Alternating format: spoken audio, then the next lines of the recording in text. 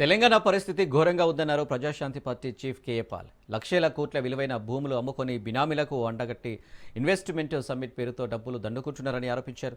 ఎన్నికల ముందు కాంగ్రెస్ ఇచ్చిన 6 గ్యారంటీలను ఒక్కటి కూడా నెరవేర్చలేదన్నారు.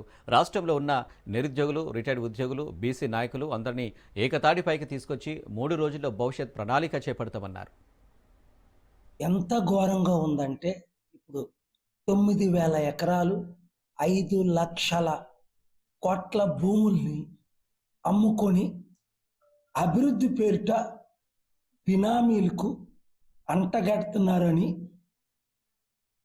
అపోజిషన్ బీఆర్ఎస్ పార్టీ కేటీఆర్ మాట్లాడడం మీరు చూశారు, మీడియా రిపోర్ట్ చేయడం. ఇలాంటి పరిస్థితి వస్తుంది. దాదాపు 9 సార్లు రేవంత్ రెడ్డి ముఖ్యమంత్రి అయిన తర్వాత మేము పర్సనల్గా కలుసుకొని ఈ 2 సంవత్సరాలు ఏ విధంగా మనం అభివృద్ధి చేయాలని ప్లాన్ ఆఫ్ యాక్షన్ ఇస్తే తప్పకుండా సార్ అని మాటిచ్చి ఈ 2 సంవత్సరాలు ఆయన మాట తప్పారు.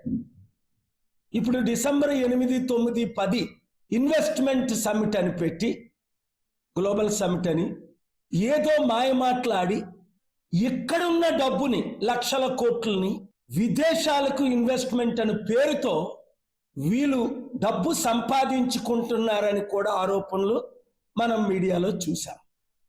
ఇప్పటికే రాష్ట్రం 10 లక్షల కోట్లు అప్పై సర్వనాశనం అయిపోతుంటే చిన్న చిన్న పార్టీలన్నీ ప్యాకేజ్ స్టార్లుగా మారి క్లోజ్ అయిపోతే బీజేపీ, బీఆర్ఎస్, కాంగ్రెస్కు ధీటుగా ఒక్క ప్రజాశాంతి పార్టీయే కంటిన్యూగా అలిసిపోకుండా పోరాటం చేయడం మీరు చూస్తున్నారు.